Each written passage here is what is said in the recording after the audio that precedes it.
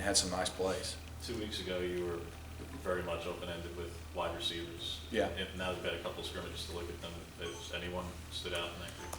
Yeah, it's still fairly open-ended. You know, one thing, we got 5 guys that are going to be helping us that aren't here. But of the guys that are here, Ryan Davis has had an extremely good spring, you know, for a guy that is young, got his feet wet a little bit. I think he's a guy that can be a playmaker, but most importantly, he's a guy that is just doing it the way we want him to do it. I mean, he goes hard every play. He's tough, he's physical, he plays fast. Smart kid, played quarterback, that helps. So he's really had a great spring, I think, in terms of just really elevating his level of and improving. Marcus Davis is a reliable guy. Being a senior, he should be. We can play him in any position we got, and he'll know what to do, and he'll go out and he'll make plays. You know, he's one of those guys that plays bigger than he is. He's not real big. He's not the fastest guy on the field. He's very, very quick, so he can get open. But he plays bigger than he is, you know, like he did in the national championship game, catching a ball down the middle of the field, or et cetera, over his career. So for him to maybe have a chance to have a bigger role than he's had in the past. The rest of those guys, they just got to keep coming. You know, Darius Slayton's a guy that is improving, that we really need to be a factor and help us. But you got 5 guys out there. You got the 4 freshmen and the Stanton Truitt who hadn't been able to go. That from a depth perspective, we've had only 5 or 6 guys going all spring. That's tough. So that'll really help us when we get that other crew in. Remember the other day, Marcus said he felt like he was the go-to guy. I mean, do you view him in that sense, or do you not think that's something you can find until you actually get in the game? You can find it. We don't have a go-to guy yet, to be honest with you. I don't know. I would say Marcus is the most dependable guy we got, and we've moved him around, and we're trying to find ways to get him the ball and give him the opportunity to be that guy. Kind of a defensive question, but how are those guys faring against Carlton Davis? I tell you what, I'm glad Carlton Davis plays for us. When he presses you and he gets those big long arms on you, it's pretty much over. Coach Burns and I were talking just yesterday about how many guys we had win a one-on-one against him, and it's been few. And so he's really good. And Dean's doing a great job as well. He's another big, long guy that can run. So I think that's huge for our defense to have those guys, and you know, just knowing from experience when you go against those guys, it's tough. So he's done an exceptional job. We haven't won much against him. Sorry. Who's the first running back on the field Saturday? You know, it's a great question. I don't know. Depends on who gets the ball first, blue or white. Rhett, talk about big picture. They're all going to play pretty equal. I mean, it's a fair question, but we got probably what? You got Javon, Petway, Rock, Chandler. Those 2 guys have been playing some running back. Malik Miller, all those guys. You know, Malik's obviously further behind those other 4. So after that, right now, I don't know if we have a true pecking order. They all do other things different than the other well. When everything's done on Saturday, when you look at the big picture, what do you want to see from the offense? I want to see toughness. I want to see some guys play with some physicality and some toughness like Auburn expects and like we've done for a long time when we've been successful. Tempo is something we've really stressed. Obviously, we got to make some plays to have some tempo, but we want to play faster, even when we're maybe not snapping the ball at a faster clip. Just see our guys fly around and play faster. And I'd like to see some guys make some plays. I mean, that's the bottom line. I mean, we put a lot of emphasis on that. Spring games are tough. It's hard to get a fair evaluation on anybody in a spring game, not necessarily an individual, but teams, because everyone does them differently. You got a lot of fans. You want to do a good job for the fans. You want to have a reward for the players, let them go play. But all our games are on TV. Every opponent we're playing is recording it. So both sides are going to be pretty vanilla. You know, we've also been going against each other for 15 days or 13 days. So if you're really simple, and everybody, offense knows what the defense is going to do, defense knows what the offense is going to do, it can get tough sometimes to, you know, show exactly where everything is at, and that's okay. The biggest thing for us is, can we come out of it healthy? Can our guys play fast and play extremely tough and physical? And can we have some guys make some plays?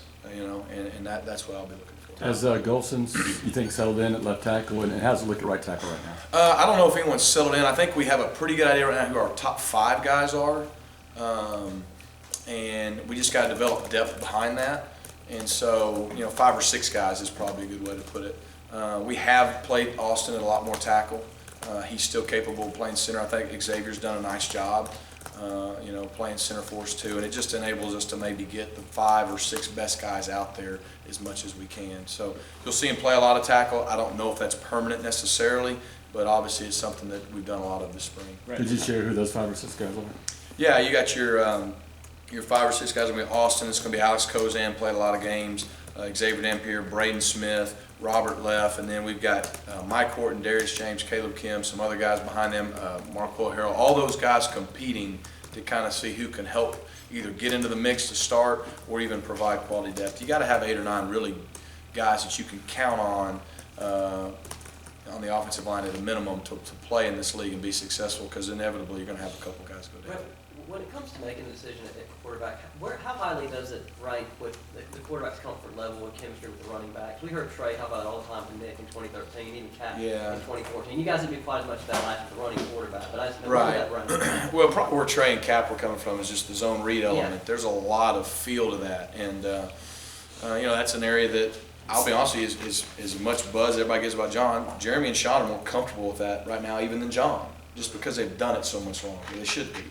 That's just repetition and all that. It doesn't have anything to do with just specifically the running backs. It's going to matter with the receivers, because sometimes for a quarterback, you can feel like you're improving, but if you don't maybe have the guys all in the spots they're going to be in the fall, it's hard to get a better gauge. So it's everybody. It's running backs, receivers. Who's going to lead our team? I mean, like I said, who can step out there and make everybody better? Who can make plays and protect the football? So running back's a part of that. I don't know if it's the only or the deciding factor. Right. To piggyback off of, go ahead, Brandon. You mentioned earlier about how you may need to temper things with John Franklin III. And Yeah. what do you think when guys like me and reporters and all these stories are coming out about his future and people saying he could be the starter? Yeah. How do you handle that with him? Because I'm sure he sees and reads it too. You know, at the end of the day, I mean, y'all are just doing your job, and that's part of it. And hey, at the end of the day, he's got a chance to be that guy. So, and it doesn't matter if you're him or someone else. The expectations here, they're high. They're high for all of us. And if you can't block those things out and focus in on doing your job, then it's probably going to be tough on you anyways. So honestly, he and I hadn't talked one bit about that. He's done a nice job of really just diving in and being really focused and trying to learn the system and do a good job and get better each day. I just say that because, and it's not no one's fault, but sometimes, expectations can be put in places, and it may not be unfair, right, wrong, or indifferent, but just give guys a chance to go out and earn it and prove it first before maybe sometimes any of us, saddle them with those great expectations that now they have to live up to, and sometimes it's fair, maybe sometimes it's not. To piggyback off of Brandon's question about the running backs, you've known Gus for a long time, and it just seems like why does he kind of, it's always hesitant to kind of name a number one tailback and to kind of name that guy. Even with Trey and last year with Peyton, he seemed hesitant even in the first month of the season to kind of do that. Yeah, well, a lot of times, in the examples you gave, the first year we were fresh and new. Right. And to be honest with you, no one had really earned it in practice. Trey hadn't proven head and shoulders above. He was the best in practice at that point. The next year, we kind of knew what we had with Cap. It was, can Corey be an every down back, or is he going to have his role? But we had a pretty good idea there. Last year, we didn't know. I mean, Rock had earned the job probably at least to start the game coming out of fall camp, but Peyton ended up proving what he could do in a game-like situation. That's just what's so hard. Even if you go live in scrimmages sometimes, when everything matters, when all the flashing lights are out there, the game's on, the pressure's the highest, who can step up and make those plays? And Rock got nicked up that game, Javon got nicked up that first game, and Peyton came in and really was a big reason we won the football game or closed it out. And so he gained and earned our trust at that point. So probably the reason is a lot of times, unless you just have a clear-cut guy, you need to get a few games in to find out, okay, who's the toughest of these guys? Who can not only just have a good run here or there, but who can handle the pounding for 20, 25 plus carries in our league? Who gets better as the game goes on? And you learn your guys. And so, we got good information on Javon. We got good information on Rock. We've got decent information on KJ. It's hurt him not being able to go through the spring, but we think he's going to be a really good back. And it's good that he'll be ready to roll throughout the summer and all that. And then we got guys like Bubba or Chandler and Cameron Petway that have played some running back in high school. So we got some versatility there. But until we play Clemson week 1 and see who can really handle it, drive 4, drive 5, drive 6, it's sometimes hard to know who's that kind of bell cow that you can really hang your hat on, and that's probably why. A little bit more on expectations. Obviously, going back to last year, Jeremy Johnson had sky-high expectations.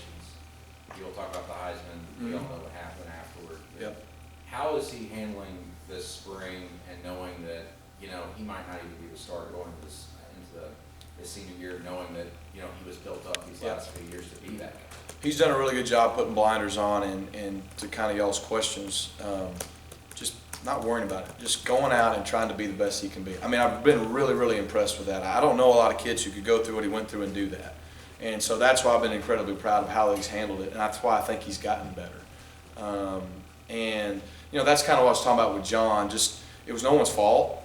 I mean, all we could do is embrace it and try. I mean, you got to be able to handle it. But, you know, a kid had a couple spotty times playing in one half of football. They played extremely well, and, you know, it elevated everything. And sometimes what gets lost in that is when you're a backup and you have a chance to come in and start one game here, that's different than when you're the guy. It just is. And but at the same time, a guy like Jeremy takes a lot of blame for last year when there's 10 other guys on the field with him. And you know, the first few games we turned the ball over, but after that he stopped. And it's not always just that one guy, but like I tell those guys, the quarterback gets probably too much credit when we win and too much blame when we lose. And that's just the nature of that business and that job. And you got to be able to accept that. Part of this latest injury, was Tyler showing the progress you would hope coming off an injury like he was? Kinda. You know, he'd been on a pitch count anyways, which is good that we never had to pull back or miss a day of practice. So I think from a structural standpoint, his old injury was good. I don't think we've had any setbacks there. Knowing myself, I didn't have an elbow injury, but a shoulder injury. It's tough when you're coming back and you may be healthy and it not hurt, but it just feels different. And there's a lot of confidence that hurdles you got to overcome and some things like that. I think he was getting better as spring went on. He wasn't where he wanted to be, but he was getting better. So, you know, it's kind of a run of bad luck for him. It's a different injury and it's hopefully not near as severe, but obviously for him, I know he was disappointed. He was excited to get to play, obviously, last Saturday and hopefully this Saturday and show he was improving. Anything else? Thank you.